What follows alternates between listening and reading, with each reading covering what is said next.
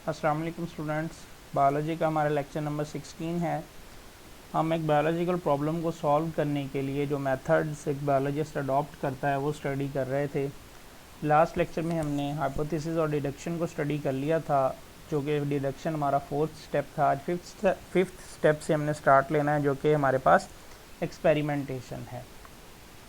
Experimentation में हमारे पास जो हमने हाइपोथेसिस ली होती है उसको टेस्ट किया जाता है, उसे प्रूव किया जाता है कि क्या ये हाइपोथेसिस करेक्ट है या कि नहीं है। हाइपोथेसिस से जो हमने डिडक्शंस भी ड्रा की होती हैं वो भी यहाँ पर टेस्ट की जाती हैं, उन डिडक्शंस का भी टेस्ट किया जाता है। हाइपोथेसिस को भी टेस्ट किया जाता है और डिडक्शंस को भी टेस्ट किया जाता है। अब एक्सपेरिमेंट के जो रिज़ल्ट हैं वो दो तरह के हो सकते हैं, क्योंकि हम चेक कर रहे हैं कि हाइपोथेसिस हमारी करेक्ट है या इनकरेक्ट है। तो इसमें ये होगा कि अगर तो हमारी हाइपोथेसिस जो है वो करेक्ट है तो हमारी हाइपोथेसिस एक्सेप्ट कर ली जाती है। अगर हाइपोथेसिस एक्सपेरिमेंट में इनकरेक्ट साबित हुई, रॉन्ग प्रूव हुई, तो वो वहीं पर रिजेक्ट कर दी जाती है, उस पर फर्दर एक्सपेरिमेंट नहीं किया जाता।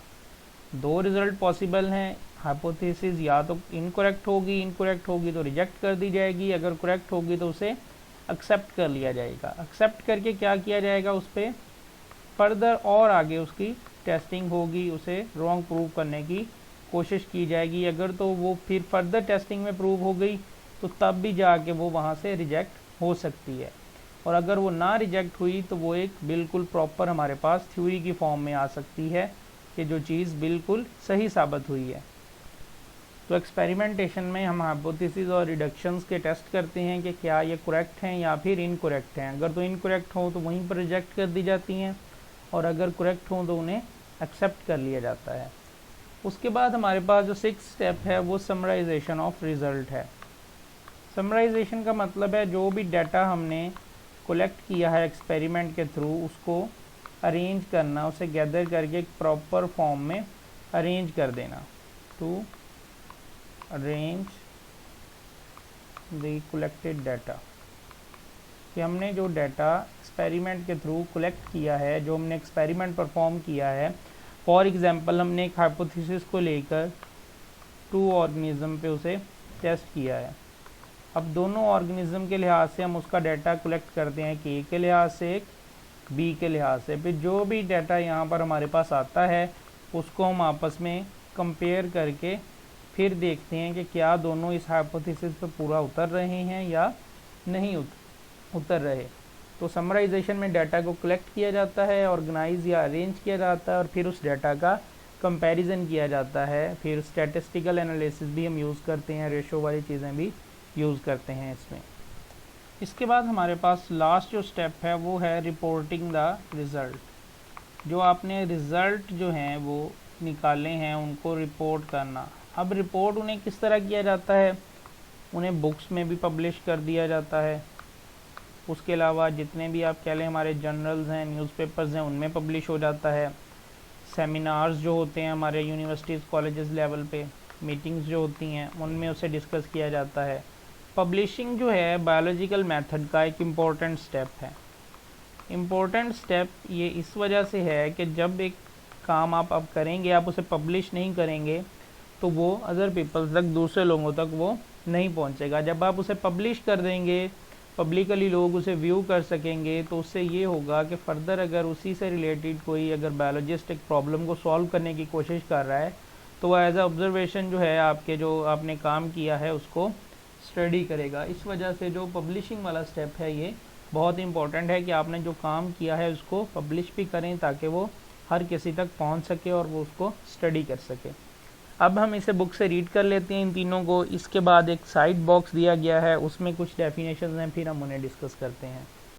तो स्टूडेंट्स, सबसे पहले बताया गया है कि एक्सपेरिमेंटेशन जो है ये बेसिक स्टेप है बायोलॉजिकल मेथड का। इसमें बायोलॉजिस्ट जो है वो एक्सपेरिमेंट परफॉर्म करता है to see if hypothesis are true और नॉट, ताकि वो चेक कर सके कि हाइपोथेसिस जो हैं वो सही हैं या गलत हैं। जो डिडक्शंस ड्रा की गई हैं, the deductions which are drawn from hypothesis are subjected to rigorous testing, उनकी बहुत ज़्यादा टेस्टिंग की जाती है। फिर बायोलॉजिस्ट ये सीखता है कि हाइपोथेसिस करेक्ट, कि वो करेक्ट है। और फिर दूसरा केस क्या था, अगर वो इनकरेक्ट हो तो क्या होता है, the incorrect hypothesis are rejected, उन्हें रिजेक्ट कर दिया जाता है, and the one which proves correct, और जो करेक्ट होती है इज़ एक्सेप्टेड, उसे एक्सेप्ट कर लिया जाता है। और जो फिर एक्सेप्ट की जाती है उससे फर्दर प्रिडिक्शन, फर्दर डिडक्शंस जो हैं वो की जाती हैं, और फिर उसको उसकी वैलिडिटी को, टेस्ट की वैलिडिटी का मतलब ये है कि अगर वो आगे जाके गलत प्रूव हो रही है तो फिर उससे चेक ये होता है कि हमने जो पहला टेस्ट किया था वो ठीक नहीं था। अगर वो सही प्रूव हो जाए तो हमारा टेस्ट जो है पहला वो बिल्कुल ठीक था। उसके बाद नेक्स्ट स्टेप हमारे पास समराइजेशन है। समराइजेशन में हम एक्सपेरिमेंट से जो डाटा है उसको कलेक्ट करते हैं। जिस तरह हमने दो ग्रुप्स की बात की थी, ए और बी, हमने उनके लिए डाटा को कलेक्ट किया और फिर उसे आपस में कंपेयर करके उनको रिज़ल्ट जो हैं वो ड्रा किए जाते हैं। समराइजेशन में बायोलॉजिस्ट जो हैं वो स्टैटिस्टिकल एनालिसिस, स्टैट को भी यूज़ करते हैं, जिसमें हमारे पास रेशो, प्रोपोर्शन वगैरह आ जाते हैं। उसके बाद रिपोर्टिंग द रिज़ल्ट है। रिपोर्टिंग में जो बायोलॉजिस्ट है वो जर्नल्स में, मुख्तलिफ बुक्स में अपने रिज़ल्ट को पब्लिश करता है। उसके अलावा नेशनल इंटरनेशनल मीटिंग्स में और सेमिनार्स जो होते हैं स्कूल कॉलेजेस और यूनिवर्सिटीज़ लेवल पे, वहाँ पर उसे डिस्कस किया जाता है। जो पब्लिशिंग है वो एक एसेंशियल ज़रूरी पार्ट है, इंपॉर्टेंट पार्ट है, वो इसलिए कि ताकि जो बाकी लोग हैं वो इससे मुस्तफ़ीद हो सकें, इस नॉलेज को अप्लाई करके रिज़ल्ट निकाल सकें, और अगर उन्होंने कोई और जो प्रॉब्लम इसी से रिलेटेड सॉल्व करनी है तो ये नॉलेज इसमें उन्हें हेल्प करे। अब हम साइड बॉक्स को देख लेते हैं। साइड बॉक्स है हमारा what is control in experiment. Experiment में कंट्रोल ग्रुप क्या है। जब भी कोई भी एक्सपेरिमेंट परफॉर्म किया जाता है उसके अंदर दो ग्रुप होते हैं। एक ग्रुप को एक्सपेरिमेंटल ग्रुप कहा जाता है, दूसरे को कंट्रोल ग्रुप कहा जाता है। अब ये दोनों क्या हैं, पहले हम इनकी डेफिनेशन देख लेते हैं, जो यहाँ पर नहीं दी हुई आपने नोट कर लेनी है। पहले कंट्रोल ग्रुप की डेफिनेशन है, control group is the group in which variable being tested is present. जो हम वेरिएबल टेस्ट कर रहे हैं वो इसमें प्रेजेंट है। वेरिएबल का मतलब ये है जो चीज़ हमने टेस्ट करनी होती है। आगे एग्जांपल समझेंगे तो आपको समझ आ जाएगा। और एक्सपेरिमेंटल ग्रुप वो ग्रुप होता है जिसमें जो हमने वेरिएबल को टेस्ट करना है वो एब्सेंट होता है। अब इसका क्या मतलब है, जो ऊपर बॉक्स में एग्जाम्पल दिया हम उसी को डिस्कस कर लेते हैं कि हमारे पास दो ग्रुप्स हैं प्लांट्स के, एक ए ग्रुप है और दूसरा बी ग्रुप है। ए ग्रुप को हमने कह दिया ये हमारा कंट्रोल ग्रुप है, बी को हमने कह दिया ये हमारा एक्सपेरिमेंटल ग्रुप है। अब ये दो प्लांट्स हैं हमारे पास। टेस्ट हमने ये करना है कि क्या फोटोसिंथेसिस के लिए कार्बन डाइऑक्साइड ज़रूरी है। तो हम क्या करेंगे, दो प्लांट्स लेंगे, एक को कार्बन डाइऑक्साइड प्रोवाइड करेंगे, दूसरे को नहीं प्रोवाइड करेंगे, और एंड पे रिज़ल्ट देखेंगे कि जिसमें फोटोसिंथेसिस हुई है वो हमारी हाइपोथेसिस करेक्ट हो जाएगी। तो इसमें जो हमारा कंट्रोल ग्रुप होगा उसको हमने जो वेरिएबल चेक करना था यानी कि कार्बन डाइऑक्साइड, वो हमने प्रोवाइड कर दिया, जबकि एक्सपेरिमेंटल ग्रुप में हमने प्रोवाइड नहीं किया। तो कंट्रोल ग्रुप वो ग्रुप है जिसमें वेरिएबल को, जो वेरिएबल होता है वो प्रेजेंट होता है, जबकि एक्सपेरिमेंटल ग्रुप में अब्सेंट होता है। अब इसे रीड करते हैं। The two groups are treated exactly alike. एक तरह से उन्हें ट्रीट किया जाता है, except for one variable being tested, सिवाय उस वेरिएबल के जो हम टेस्ट कर रहे हैं। For example in an experiment to test the necessity of carbon dioxide, हमने एक्सपेरिमेंट करना है कि जिसमें हमने फोटोसिंथेसिस के लिए कार्बन डाइऑक्साइड की ज़रूरत को समझना। अब इसके दो ग्रुप बना लिए गए। कंट्रोल ग्रुप में हमारे पास क्या है, a plant with freely available carbon dioxide, वो प्लांट जिसके पास कार्बन डाइऑक्साइड अवेलेबल है यानी कि वेरिएबल जो है वो प्रेजेंट है। एक्सपेरिमेंटल ग्रुप में क्या है, a plant with no carbon dioxide available, ऐसा प्लांट है जिसके पास कार्बन डाइऑक्साइड नहीं है।